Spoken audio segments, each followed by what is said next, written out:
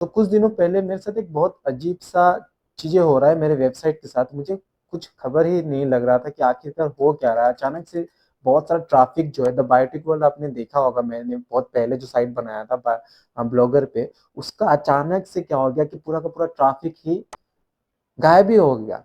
तो मैं आपको दिखाता हूँ, जैसे कि अगर मैं डायरेक्टली अगर गूगल के होम पेज पे ही अगर मैं सर्च करता हूँ द बायोटिक वर्ल्ड, तो यहाँ पे सिर्फ़ और सिर्फ़ ये तो मेरा अकाउंट लॉगिन है, इसलिए मेरा बिज़नेस प्रोफ़ाइल यहाँ पे दिखा रहा है। जबकि आप यहाँ पे इंटरेक्शन देख सकते हैं 255 है सिर्फ़ गूगल बिज़नेस का। लेकिन इसके नीचे जो ब्लॉगर का साइट है उसका कहीं पे नामो-निशान ही नहीं है। पूरा का पूरा जो गूगल का सर्च लिस्ट है उससे गायब ही हो चुका है। तो ये तो मैं सर्च लिस्ट की बात कर रहा हूँ, मैं आपको गूगल सर्च कंसोल का डाटा दिखाता हूँ, जहाँ पे एक बड़ा-सा डिप देखने को मिला है। तो यहाँ पे आप देख सकते हैं ग्राफ में एकदम क्लियर कट दिख रहा है कि इस दिन को पता नहीं क्या हुआ, नहीं हुआ। यहाँ पे 29 ऑफ अक्टूबर 39 क्लिक्स तो हैं। उससे पहले तक थोड़ा ठीक-ठाक ही चल रहा था, बट ट्रैफ़िक इससे पहले और भी ज़्यादा था, लेकिन एग्ज़ैक्टली 29 और 30 के बीच में पता नहीं क्या हुआ ऐसा, गूगल ने क्या किया, नहीं किया, या फिर मेरे वेबसाइट के साथ ऐसा क्या हो गया कि अचानक से उसका जो ट्रैफ़िक है वो 5-6, पहले तो ये 28, 29, फिर वो नीचे गिरते-गिरते ये 0 पे आ गया है। अब देख रहे हो लाइन एकदम स्ट्रेट हो गया है। और मुझे चीज़ें समझ ही नहीं आया कि हुआ क्या है, तो मैंने जब इस चीज़ों को फ़िगर आउट किया तो क्या हुआ होगा, नहीं हुआ होगा। जब ये सब चीज़ें सोचना शुरू किया, तो मुझे बाद में जब नीचे मैंने इंडेक्सिंग का ऑप्शन पे देखा, तो इंडेक्सिंग वाला सेक्शन में आपको दिखाता हूँ, जहाँ मेरा पहले 254 समथिंग ऑलमोस्ट 300 पेजेज़ इंडेक्स था, वहाँ पे से 0 पेज इंडेक्स पे है। सोच रहे हो, जो डोमेन है वो भी इंडेक्स में नहीं हो रहा है। पूरा का पूरा 370 पेजेस नोट इंडेक्स वाले सेक्शन पे जा चुका है। और रीजन यहाँ पे देखो, यहाँ पे 3 रीजन दिखा रहा है। एक में दिखा रहा है क्राउड करेंटली नॉट इंडेक्स्ड, और सेकंड है alternate page with proper canonical tag.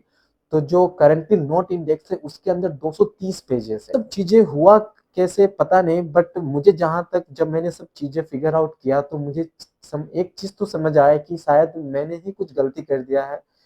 और मैं अभी ये भी बताऊँगा कि क्या-क्या पॉसिबिलिटीज़ हो सकता है कि ये जो चीज़ें हो रहा है।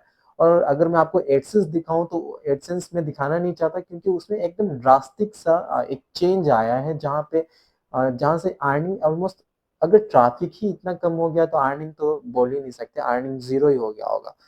एटलीस्ट इस वेबसाइट से अर्निंग तो ज़ीरो हो चुका है, तो मैं एडसेंस तो नहीं दिखा रहा।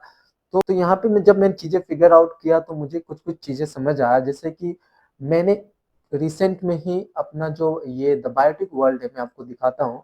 वैसे तो साइट मिल नहीं रहा है, तो मैं यहाँ से जो गूगल बिज़नेस है वहाँ का जो वेबसाइट का ऑप्शन आ रहा है, वहाँ से क्लिक करके अपना साइट खोल लेता हूँ।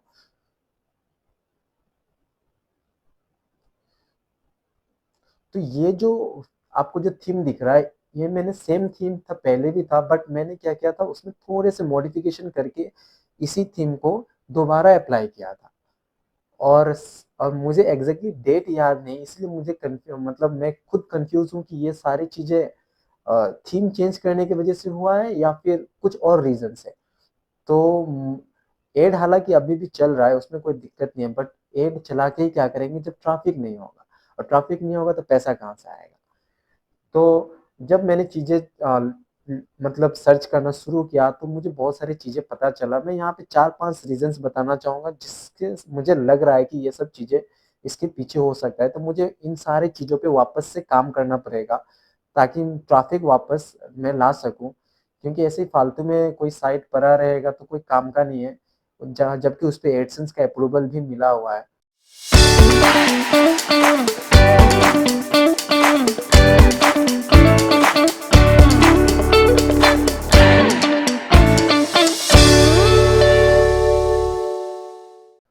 तो मैं सबसे पहले जो मेरे दिमाग में सबसे पहली बात आई कि मैं जैसे ही ऐसे ही मैं मतलब यूट्यूब को स्क्रॉल कर रहा था, तो मुझे एक चीज़ पता चला कि शैडो ब्लॉकिंग नाम का भी एक क्या होता है, मतलब शैडो ब्लॉकिंग एक चीज़ होता है जिसके थ्रू क्या होता है, गूगल आपके साइट को जैसे अगर बहुत सारे लोग एक लाइन में लगे होते हैं तो एक-एक करके क्या होता है सबका टर्न आता है और एक बार उसका टर्न खत्म हो जाता है, अगर वो एक लूप में भी चल रहा है तो फिर उसका नेक्स्ट टर्न आने में टाइम लगता है। तो गूगल अगर मेरे साइट को क्राउल करके जा चुका होगा, तो शैडो ब्लॉकिंग ऐसा ही काम करता है कि एक बार उसने आपके साइट को क्राउल कर लिया, देन दोबारा उसको क्राउल करने के लिए कोई एक टाइम पीरियड चाहिए होगा, जिसके बाद वो क्या होगा कि आपका साइट को वापस क्राउल करेगा।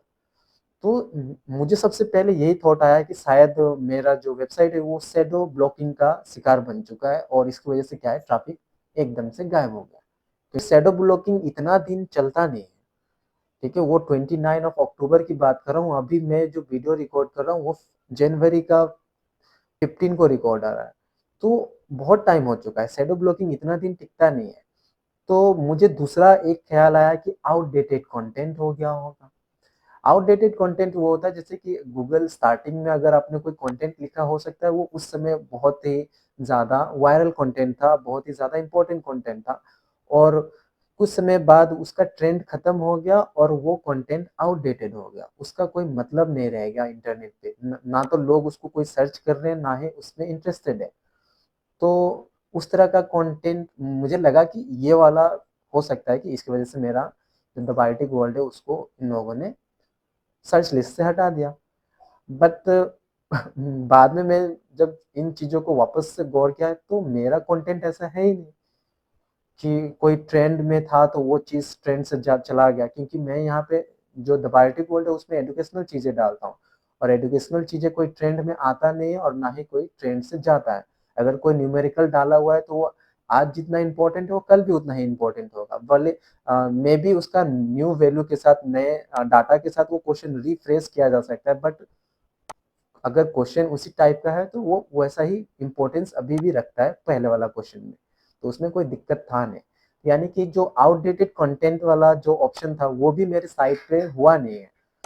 तो मैं जब और फ़िल्टर आउट कर रहा था चीज़ें कि और क्या-क्या पॉसिबिलिटीज़ है, ये सब सारी चीज़ें मैं जब मतलब सोशल मीडिया या फिर यूट्यूब वगैरह पे ही देख रहा था कि क्या-क्या पॉसिबिलिटीज़ हो सकता है। एक साइट का रैंकिंग गिर जाना या फिर ट्रैफिक का गिर जाना, ड्रॉप होना, एक बड़ा-सा डिप आ जाना, ये सब चीज़ें हो क्यों रहा होगा?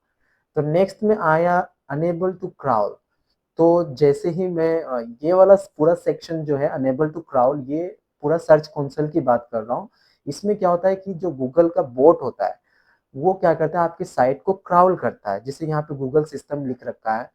वैसे ही इसका जो गूगल सिस्टम यानी कि जो बोट है वो हर बार आपके साइट को एक पर्टिकुलर टाइम पीरियड के बाद क्राउल करता है और उसको इंडेक्स करने के लिए री इंडेक्स या फिर चेक करता है चीज़ें अपडेटेड है या फिर वैसा ही पड़ा हुआ है या फिर कुछ चेंजेस आए हैं, तो उस हिसाब से उस पेज को अपडेट करता है सर्च लिस्ट पे। तो मुझे ऐसा लगा कि वो लोग क्राउल ही नहीं कर पा रहे हैं, तो मैंने यहाँ पे क्या है कि उसको चेक किया तो क्राउल तो दिखा रहा है कि यहाँ पे लिखा हुआ है क्राउल्ड बट करेंटली नॉट इंडेक्स्ड। तो क्राउल तो हो रहा है बट इंडेक्स नहीं हो पा रहा है। तो ये तो एक दिक्कत है कि अनेबल टू क्राउल मतलब एग्जैक्टली अनेबल टू क्राउल वाला दिक्कत तो नहीं है, बट इससे रिलेटेड कुछ तो क्वेरी है जो मुझे समझ नहीं आ रहा है फिलहाल कि क्राउल तो कर पा रहा है, इंडेक्स क्यों नहीं कर पा रहा। ठीक है, तो इस पे मैं अभी मुझे पता करना पड़ेगा कि इसको सॉल्व कैसे करते हैं। फिलहाल यहाँ पे मैं ऑप्शन देख पा रहा हूँ कि मैं पहले भी इस तरह की चीज़ों को कर चुका हूँ, तो यहाँ पे एक ऑप्शन आता है, अगर मैं इस पे क्लिक कर लेता हूँ तो यहाँ पे वैलिडेट एंड फिक्स का ऑप्शन आता है, तो मैं इसमें सिंपली क्लिक कर देता हूँ और ये प्रोसेस में चला जाता है और अगर सारी चीज़ें सही रहा तो ये फिक्स भी हो जाता है। तो मैंने यहाँ पे ऐसे ही इसको फिक्स हर बार फिक्स किया है, तो इसको भी इस बार भी मैंने ऐसे ही इसको फिक्स करने पे लगा दिया है। तो ये वाला ऑप्शन मुझे एक लगा और मैंने इसको चेक किया तो मुझे मिला कि हाँ, ये वाला एक ऑप्शन हो सकता है जिसकी वजह से मेरा साइट मतलब इंडेक्स नहीं हो पा रहा है या फिर रैंक नहीं कर पा रहा है। फिर एक जो मैंने सबसे स्टार्टिंग में आपको बताया था थीम चेंज। अब थीम चेंज कैसे एसईओ को मतलब इफ़ेक्ट करता है या फिर कैसे रैंकिंग को इफ़ेक्ट करता है, उसको मैं समझाने के लिए आपको सिंपली बताता हूँ। तो मैं अभी दिखाता हूँ आपको कि कैसे एक जो थीम है ना, वो कैसे आपका एसईओ को इफ़ेक्ट करता है। तो उसके लिए मैं एक पेज खोलता हूँ, पेज स्पीड इनसाइट।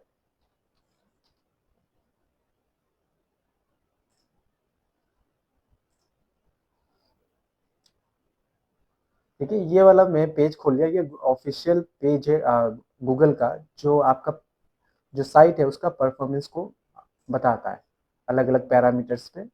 तो यहाँ से मैं अपना सिंपली जो डोमेन का यूआरएल है उसको कॉपी करता हूँ और यहाँ पे मैं पेस्ट कर देता हूँ और यहाँ पे एनालाइज पे क्लिक कर देता हूँ।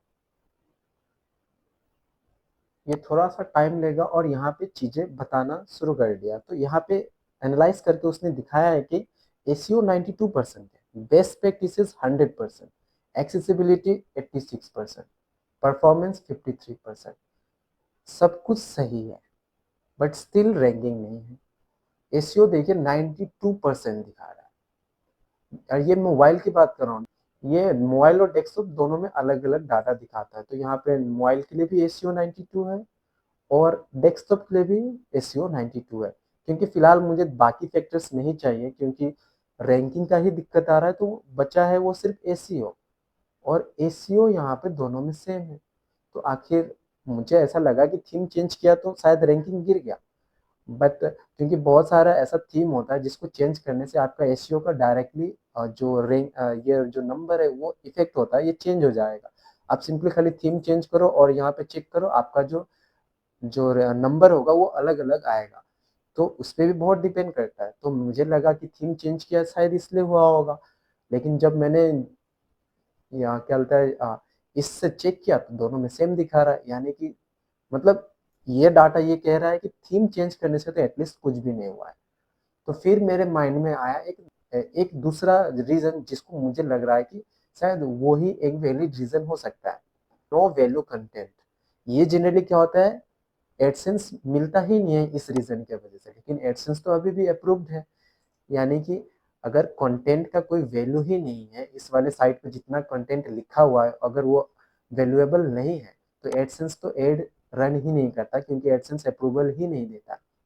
तो अगर वैल्यूएबल नहीं है तो इसके वजह से भी क्या होता है, रैंकिंग डाउन तो हो जाता है, क्योंकि एडसेंस अप्रूवल के लिए भी ये कंटेंट का वैल्यूएबल होना इंपॉर्टेंट होता है, और रैंकिंग के लिए भी। तो अभी मैं समझ नहीं पा रहा हूँ कि इन सारे जो मैंने अभी चीजें बताया उसमें से सिर्फ मुझे एक ही लग रहा था, वो था सबसे ज्यादा डाउट हो रहा है शैडो ब्लॉकिंग पे, और दूसरा हो रहा था अनेबल टू क्राउल। क्योंकि थीम चेंज वाला तो मुझे जहां तक लगा, इस वाले ने मुझे कंफर्म कर दिया कि थीम चेंज से ज्यादा दिक्कत हुआ नहीं है। वैसे भी मैंने दूसरा थीम लगाया नहीं था, थीम मैंने बस मॉडिफाई करके उसी थीम को वापस लगा दिया था। उसमें कुछ इधर उधर चेंजेस किए थे, कुछ कुछ पोर्शंस नहीं चाहिए थे, कुछ कुछ विजेट्स नहीं चाहिए थे, उनको बस हटाया और वापस उसी थीम को लगा दिया। तो अभी मुझे समझ नहीं आ रहा है कि मुझे करना क्या है। अभी मुझे शैडो ब्लॉकिंग है तो मुझे वेट करना है, या फिर अनेबल टू क्राउल यानी गूगल बोट क्राउल नहीं कर पा रहा है, तो उसके लिए तो गूगल खुद रिस्पॉन्सिबल होगा, क्योंकि मैं तो एक्सेस कर पा रहा हूँ चीज़ों को। अगर गूगल बोट नहीं कर पा रहा है तो पता नहीं उसमें क्या रीज़न होगा। और थीम चेंज मुझे समझ पता ही नहीं चल रहा है कि वो वैलिड रीज़न है भी कि नहीं। और आउटडेटेड कंटेंट, तो मेरा में ऐसा कोई कंटेंट है ही नहीं जो आउटडेटेड हो।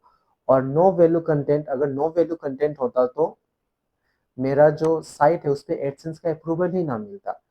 तो अभी मैं खुद इतना टेंशन में हूँ कि ये करना क्या है। तो मैं शायद इस सारी चीज़ों को सोल्यूशन के लिए मैं एक एक चीज़ें सारी चीज़ें ट्राई करूँगा। शैडो ब्लॉकिंग के लिए इंतज़ार कर सकता हूँ, क्राउलिंग के लिए एक बार वापस से रिक्वेस्ट डाल सकता हूँ यहाँ से क्राउल करने के लिए, क्योंकि हम मैनुअली क्राउल करा सकते हैं, मतलब रिक्वेस्ट डाल सकते हैं, करवा तो नहीं सकते कि हाँ क्राउल करना है एक बार, मतलब प्रायोरिटी डाल सकते हैं कि हमारे साइट को क्राउल कर लो।